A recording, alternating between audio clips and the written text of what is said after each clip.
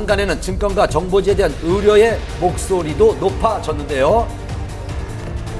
연예가 루머의 근원지로 불리는 증권가 정보지, 지난해 한밤에서도 집중 조명한 적이 있었지만 여전히 그에 대한 논란은 끊이지 않고 있습니다. 좀 더 이제 과장된 게 좀 있는 것 같아요. 연예인 가십은 신뢰성이 필요가 없는 거죠. 자극적으로 그 순간에 소비하면 그만인 겁니다. 그러니까 애초부터 어떤 책임성 없이 마구잡이로 자극성 위주로 남의 사생활을 난도질한다는 거, 이게 금융정보지의 근본적인 문제죠. 지난 인터뷰에서 루머에 대한 고충을 털어놨던 권상우 씨. 해명해봤자 또 더 상기시키는 거기 때문에 저는 그냥 그게 좀 제일 안타까웠던 것 같아요. 스타들의 힘겨운 심경도 헤아려 봐야 할 때인 것 같습니다. 모두 다 아실만한 최일구 전 앵커가 30억 원대 빚더미를 떠안게 됐습니다. 그리고 인기만큼이나 발음 잘 날 없는 크레용팝의 선물 전용 계좌, 두 뉴스 이어갑니다. 직렬 5기통 춤으로 열풍을 일으키고 있는 걸그룹 크레용팝. 하지만 화제와 함께 늘 논란의 중심에 서 있기도 합니다.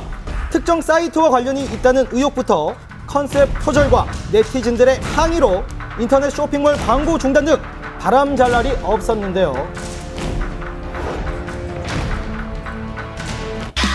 컴백 이후 꼬리표처럼 달고 다닌 논란의 연속으로 크레용팝 측은 잇따른 해명과 사과글 등을 올렸습니다.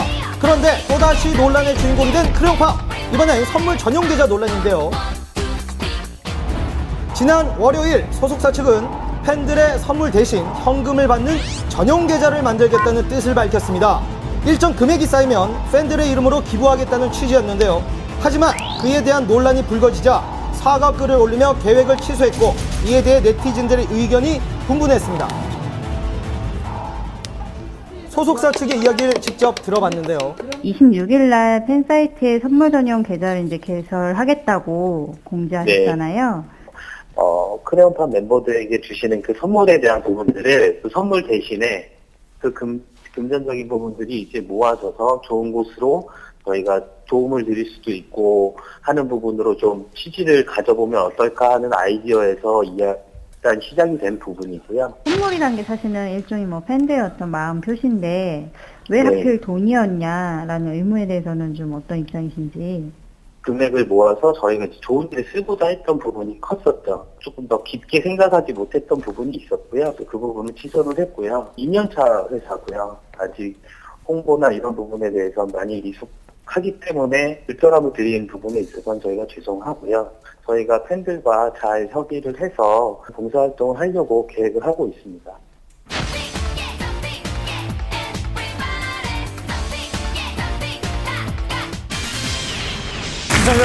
앵커 출신 방송인 최일규 씨가 수십억 원의 빚 때문에 회생 절차를 밟고 있는 것으로 알려졌습니다.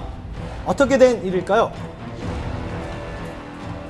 이번 사건은 그 의정부지법에 출입하는 한 기자가 우연히 그 최일구 씨가 법원에 출석한 모습을 확인을 하고 알려지게 되었는데요.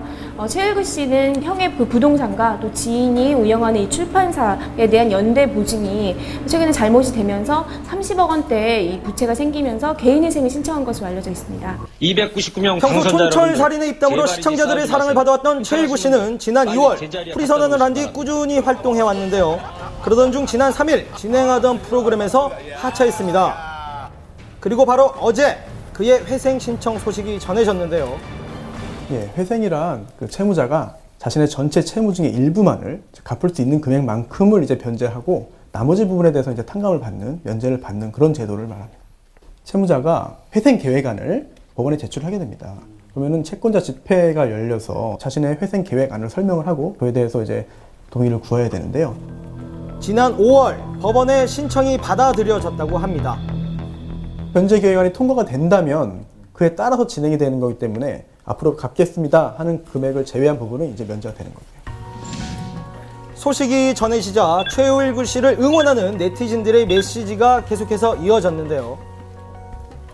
우리는 친구가 다양한 활동을 통해 최선을 다하겠다는 최일구 씨. 과거 그가 들려주던 말이 주목받고 자체 있습니다. 최고 시청률을 기록했다고 합니다. 인생 뭐 있습니까? 전세 아니면 월세죠? 열심히 살자고요. 분위기를 바꿔 춘천으로 갈까요? 대한민국 대표 꽃미남 송중기. 깎아머리도 그의 외모를 가릴 수가 없었습니다. 새벽부터 가서 기다렸습니다.